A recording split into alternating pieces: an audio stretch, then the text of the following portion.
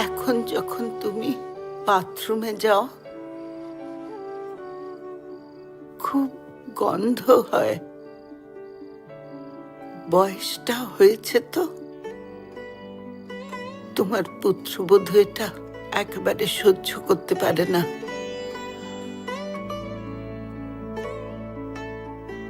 তুমি বাথরুম থেকে বেরিয়ে এলে আমি ঢুকে ভালো করে জল দিয়ে দিই। ওই গন্ধটাও আমার ভালো লাগে। ওটা আমার অভ্যাস।